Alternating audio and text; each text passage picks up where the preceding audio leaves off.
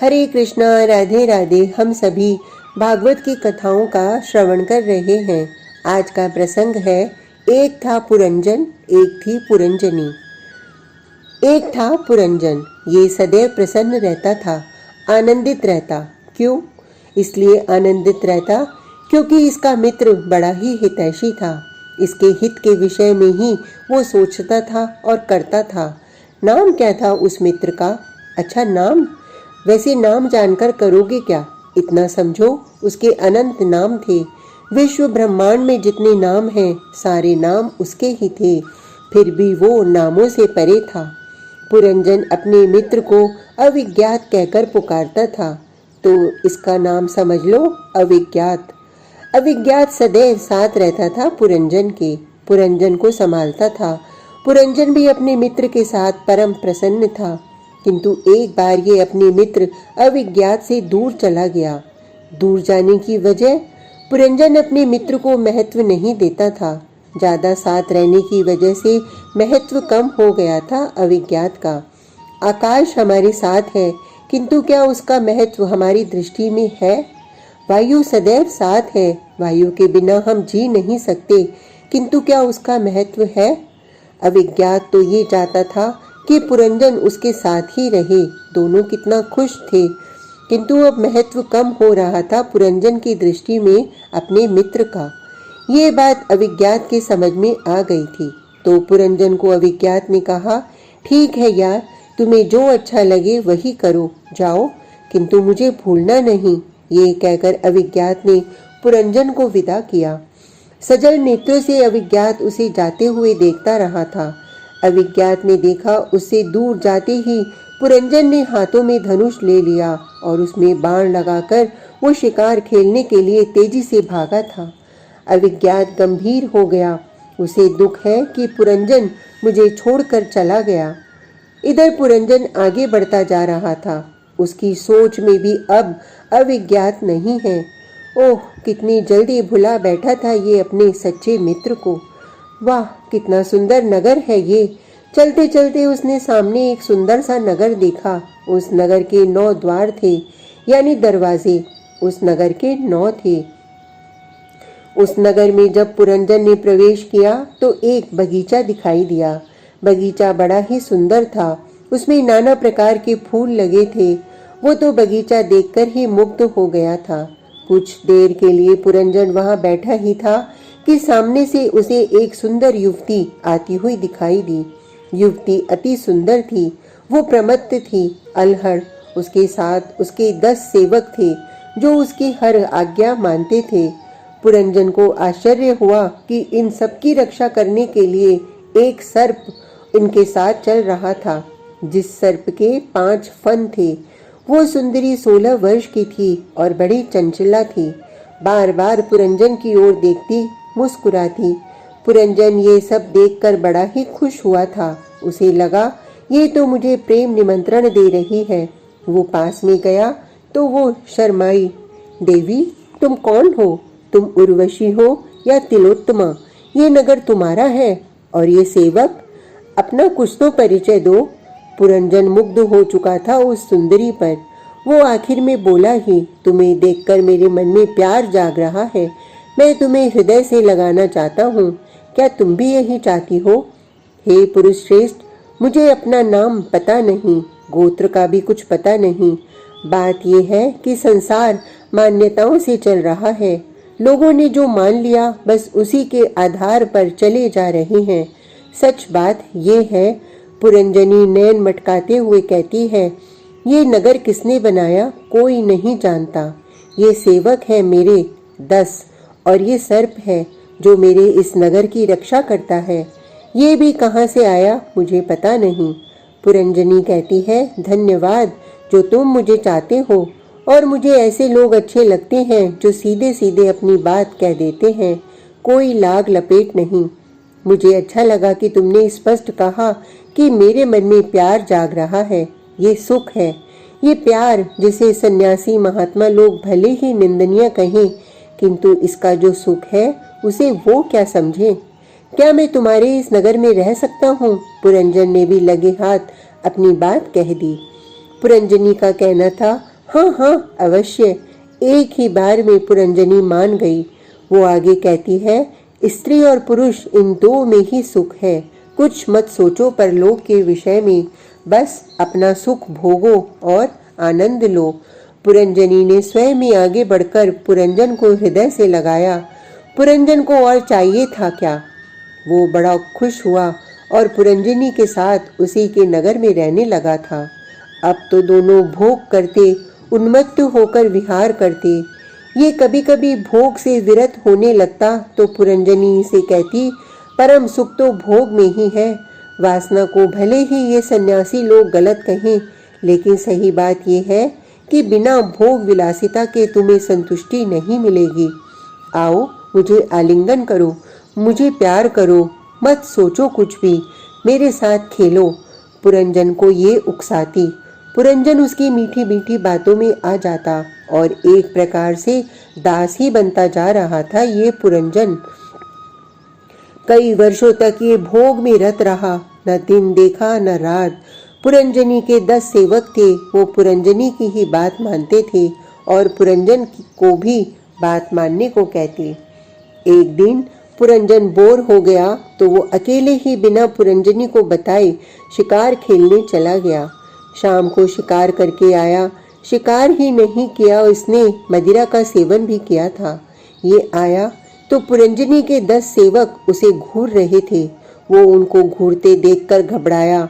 मदिरा के अत्यधिक सेवन से वो गिर भी गया, पर सेवकों ने उसे कोई सहारा नहीं दिया। उसने महल में जाकर देखा, वहां पुरंजनी नहीं है। उसने सारे महल देख लिए किंतु पुरंजनी कहीं नहीं है। ये देखकर वो बहुत दुखी हो गया। उसने सेवकों से पूछा, तुम्हारी स्वामिनी कहाँ है? सेवकों ने रूखे स्वर में कहा, गोप भवन में। अब तो ये डरते हुए जब वहां जाने लगा तो सेवकों ने कहा, डरो मत, स्नान आदि करके जाओ। शिकार के रक्त से तुम रंगे हो और मदिरा की दुर्गंध भी। धन्यवाद कहता हुआ पुरंजन सरोवर में गया, नहाया, फिर हाथों में फूल लेकर वो अपनी पुरंजनी के पास गया। वो तो बहुत नाराज थी। अब जाते ही पुरंजन तो साष्टांग लेट गया, फिर उठकर पुरंजनी के पांव दबाने लगा। गलती हो गई देवी, मुझे मारो, मारो मुझे, मैं तुम्हें बिना बताए चला गया। अपराधी हूँ मैं। मेरा दंड यही है कि अपने कोमल हाथों से मुझे थप्पड़ मारो, अपने दांतों से मुझे काटो, मेरे ऊपर अपने चरणों का प्रहार करो, किंतु रूठो मत मेरी प्यारी। इस तरह 2 दिन लगे पुरंजन को पुरंजनी को मनाने में। अब तो पुरंजन अकेले कहीं जाने की सोच भी नहीं सकता था। ये रूठना ही तो पुरंजनी का वशीकरण अस्त्र था। पुरंजन अब पूर्ण रूप से पुरंजनी का गुलाम हो गया था। इधर अविज्ञात अकेले बैठा है। उसे अपने मित्र पुरंजन की याद आ रही है। वो ये भी समझ रहा है कि पुरंजन को मेरी याद नहीं आ रही होगी। इसी बात का तो उसको दुख है। क्यों, कहाँ फंसा जाकर वो पुरंजन? यहाँ कितना अच्छा था, हम दोनों कितने प्रेम से रहते थे, किंतु वो अविज्ञात को बहुत याद आ रही है पुरंजन की। अविज्ञात उठा, वो अपने मित्र को खोजने चल पड़ा। जिस दिशा की ओर गया था उसका मित्र, उधर ही अविज्ञात चल पड़ा था। उस नगर के बाहर पहुंचा जिस नगर में इसका मित्र रह रहा था। कितना प्रेम करता है ये अविज्ञात अपने सखा से। सखा ने तो इसे भुला दिया, पर ये नहीं भुला पाया था। अब नगर में दृष्टि रखे हुए है अविज्ञात। 100 बरस से भी ज्यादा हो गए हैं। पुरंजन अब वृद्ध हो चला। तभी नगर को जीर्ण शीर्ण होते शत्रुओं ने देखा तो आक्रमण कर दिया। पहले तो जरा नामक एक स्त्री आई। वो अपने साथ मैं असुर को लेकर आई थी। उसके साथ सेना भी थी। इन सब ने नगर पर आक्रमण कर दिया। 10 सेवक बेचारे कुछ देर ही लड़ सके। 5 फन वाला सर्प भी कितनी देर टिकता। सब हार गए। अविज्ञात देख रहा है, वो प्रसन्न है। वो सोच रहा है, चलो अब तो पुरंजन मुझे याद करेगा, अब तो आएगा मेरे पास। किंतु जब अविज्ञात ने देखा कि अभी भी पुरंजन के स्मरण में वो नहीं है, पुरंजनी ही है, अविज्ञात को और दुख हुआ। आक्रमण से नगर टूट गया था तो पुरंजन को वहां से निकलना पड़ा। पुरंजनी का चिंतन नगर छोड़ते समय इसका प्रगाढ़ हो गया था। इसलिए तो पुरंजन का दूसरा जन्म स्त्री देह में ही हुआ। ये स्त्री बना, इसका मित्र इसे देख रहा है। कैसे इसने सब कुछ मान लिया था। इसने मान लिया था कि मैं स्त्री हूँ। अविज्ञात हंसता है। कैसे कोई असत्य को सत्य मान सकता है। स्त्री बना पुरंजन राजकुमारी है। इसका विवाह एक राजा से हुआ।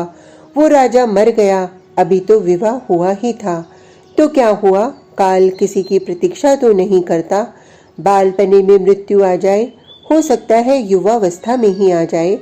स्त्री बना पुरंजन विधवा हो गया है।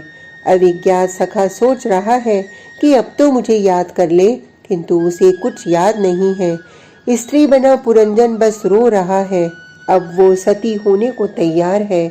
अविज्ञात देखता है, अब इससे रहा नहीं जाता। ये दौड़ पड़ता है और जाकर स्त्री बने पुरंजन को झकझोरता है। तुम कौन हो? स्त्री बने पुरंजन ने पूछा। अविज्ञात उत्तर देता है, तुम्हारा सनातन सखा। मेरा कोई सखा नहीं है। मेरे जो थे ये मेरे पति थे, अब मर गए हैं। मेरा धर्म यही है कि मैं अपने पति के साथ सती हो जाऊं। स्त्री बने पुरंजन ने अविज्ञात को कहा, किंतु पिछले जन्म में तुम्हारी पत्नी मरी थी, तब तो तुम उसके साथ सता नहीं हुए। अविज्ञात ने ये बात हंसते हुए कही। पिछले जन्म में? हाँ, पिछले जन्म में तुम पुरुष थे पुरंजन, तुम्हारी पत्नी थी पुरंजनी। तुम दोनों एक दूसरे को बहुत चाहते थे, अविज्ञात ने बताया। स्तब्ध सा स्त्री बना पुरंजन कहता है, पिछले जन्म में मैं पुरुष था, इस जन्म में स्त्री। फिर ये चक्र कब तक चलता रहेगा? अविज्ञात कहता है, जब तक तुम ये चक्र चलाना चाहो। तो मैं कौन हूँ? जीव। अविज्ञात ने कहा, तुम कौन हो? मैं तुम्हारा सनातन सखा ब्रह्म। मेरा वास्तविक स्वरूप क्या है? आत्मा। अविज्ञात ने स्पष्ट किया। तो जीव कहाँ फंसता है? बुद्धि चातुर्य में। अविज्ञात ने आगे कहा, पुरंजनी बुद्धि है, पुरंजन जीव बुद्धि के आकर्षण में फंस गया। नगर क्या है? अविज्ञात ने कहा, ये शरीर ही नगर है। स्त्री बने पुरंजन को अब कुछ कुछ स्मरण आ रहा है। वो 10 सेवक कौन थे पुरंजनी के? 10 इंद्रियां, 5 ज्ञानेंद्रियां, 5 कर्मेंद्रियां, ये बुद्धि के सेवक हैं। कुछ सोचकर स्त्री बना पुरंजन पूछता है, वो 5 फन वाला सर्प, 5 प्राण जो इस देह रूपी नगर को संभाले हुए हैं। तुम्हें याद होगा, 5 फन वाला सर्प जैसे ही नगर छोड़ता है, नगर ध्वस्त हो जाता है। अविज्ञात समझा रहे हैं। फिर मैं जीव, ये स्त्री क्यों बना? तुमने अपने को पुरुष और स्त्री मान लिया था, इसलिए। क्यों माना मैंने अपने को पुरुष स्त्री? अविज्ञात कहता है, क्योंकि तुम मुझे भूल गए। मुझे स्मरण रखते तो सखा तुम कभी इन मिथ्या तत्व में नहीं फंसते। तुम फंसे तब हो जब तुमने मुझे भुला दिया। ये बात सजल नेत्रों से अविज्ञात ने कही थी। स्त्री बने पुरंजन को अब सब याद आ गया। उसने दौड़कर अपने सच्चे मित्र अविज्ञात को हृदय से लगा लिया था। मिथ्या देह, स्त्री पुरुष, ये सब यहीं रह गया और ये दोनों मित्र साथ होकर आनंद से फिर विहार करने लगे। अब दोनों ही प्रसन्न थे। पुरंजन तो आनंद की सरिता में अवगाहन कर रहा था। ये कहानी तुम्हारी और हमारी है। हम भी अपने सच्चे मित्र ईश्वर को भूल गए और स्त्री पुरुष बनकर दुख सुख भोग रहे हैं। ये बात आपकी समझ में आती है? शुकदेव जी ये परीक्षित को समझा रहे हैं। आज का प्रसंग इतना ही। कल तक के लिए हरे कृष्णा, राधे राधे।